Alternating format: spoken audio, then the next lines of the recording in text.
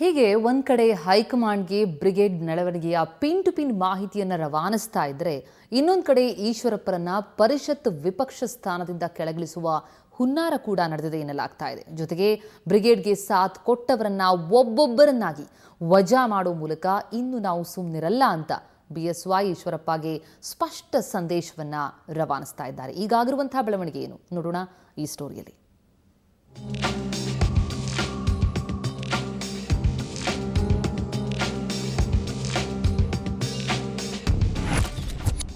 ಈಶ್ವರಪ್ಪಗೆ coke ನೀಡೋಕೆ ನಡೀತಿದೆ ಕಸರತ್ತು.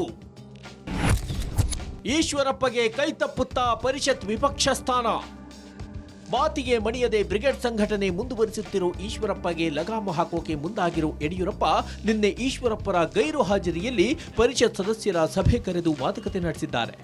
ಈಶ್ವರಪ್ಪರನ್ನೇ ವಿಪಕ್ಷ ಸ್ಥಾನದಿಂದ ಕೆಳಗಿಳಿಸುವ ಬಗ್ಗೆ ತೀರ್ಮಾನ ಕೈಗೊಂಡು ಹೈಕಮಾಂಡ್ಗೆ ಸಭೆಯ ತೀರ್ಮಾನವನ್ನ ರವಾನಿಸಿದ್ದಾರೆ ಎನ್ನಲಾಗಿದೆ.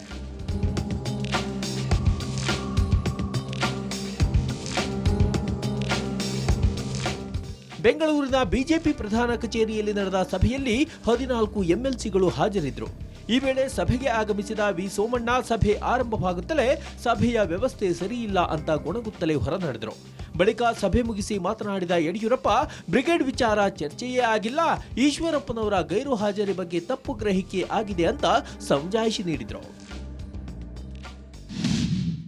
ಉದಾಹರಣೆ ನೀವು ಕೇಳ್ತಿರೋದು ಈಶ್ವರಪ್ಪನವ್ರ ಬಗ್ಗೆ.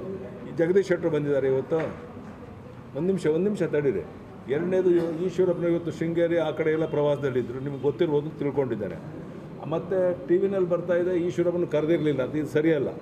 ಎಲ್ಲ ಎಮ್ ಎಲ್ ಸಿಗಳನ್ನು ಕರೆದಿದ್ದು ಅವ್ರವ್ರ ಕೆಲಸದಲ್ಲಿದ್ದಾರೆ. ಎಲ್ಲರೂ ಬಂದಿರೋದು 15-16 ಜನ ಎಮ್ ಎಲ್ ಸಿಗಳು ಮಾತ್ರ, ನಮ್ಮ 26 ಜನ.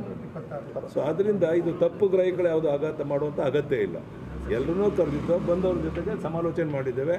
ನಮ್ಮ ಗುಲ್ಬರ್ಗಾದಲ್ಲಿ ಉಳಿದ ಎಲ್ಲರ ಜೊತೆ ಸಮಾಲೋಚನೆ ಮಾಡೋರಿದ್ದೇವೆ. ಬ್ರಿಗೇಡ್ ಹಿಂದೆ ಬಿದ್ದವರಿಗೆ ಮತ್ತೊಮ್ಮೆ ಬಿಎಸ್ವೈ ಶಾಕ್. ಹಿಂದುಳಿದ ವರ್ಗಗಳ ಮೋರ್ಚಾದ ಉಪಾಧ್ಯಕ್ಷ ಸ್ಥಾನದಿಂದ ಮ್ಯಾಕೇರಿ ಅಮಾನತು. ಇನ್ನು ಮೊನ್ನೆ ಬಿಬಿಎಂಪಿ ಮಾಜಿ ಮೇಯರ್ ವೆಂಕಟೇಶ್ ಮೂರ್ತಿಯನ್ನ ಬಿಜೆಪಿಯಿಂದಲೇ ವಜಾ ಮಾಡಿ ಬ್ರಿಗೇಡ್ಗೆ ಶಾಕ್ ಕೊಟ್ಟ ಬೆನ್ನಲ್ಲೇ ನಿನ್ನೆ ಮತ್ತೊಂದು ಶಾಕ್ ಕೊಟ್ಟಿದ್ದಾರೆ. ಕಲಬುರಗಿಯಲ್ಲಿನ ಬ್ರಿಗೇಡ್ ಜಿಲ್ಲಾ ಸಮಾವೇಶದ ಸಿದ್ಧತೆಯ ಮುಂಚೂಣಿಯಲ್ಲಿದ್ದ ರಾಜ್ಯ ಬಿಜೆಪಿ ಹಿಂದುಳಿದ ವರ್ಗಗಳ ಮೋರ್ಚಾದ ಉಪಾಧ್ಯಕ್ಷ ಔವಣ್ಣ ಮ್ಯಾಕೇರಿಯನ್ನ ಈ ಹುದ್ದೆಯಿಂದ ವಜಾಗೊಳಿಸಲಾಗಿದೆ. ಹೀಗೆ ಬ್ರಿಗೇಡ್ನಲ್ಲಿ ತೊಡಗಿದ್ದವರನ್ನ ಒಬ್ಬೊಬ್ಬರನ್ನೇ ವಜಾಗೊಳಿಸುತ್ತಾ ಈಶ್ವರಪ್ಪಗೆ ಬಿಎಸ್ವೈ ಸ್ಪಷ್ಟ ಎಚ್ಚರಿಕೆ ನೀಡುತ್ತಾ ಹೊರಟಿದ್ದಾರೆ. ಈ ಮೂಲಕ ಸಹನೆ ಕಟ್ಟೆ ಒಡೆದಿದೆ ಅನ್ನೋ ಸಂದೇಶವನ್ನ ಬಿಎಸ್ವೈ ರವಾನಿಸಿದ್ದಾರೆ. ರವಿ ಶಿವರಾಮ್, ಪೊಲಿಟಿಕಲ್ ಬ್ಯೂರೋ, ಸುವರ್ಣ ನ್ಯೂಸ್.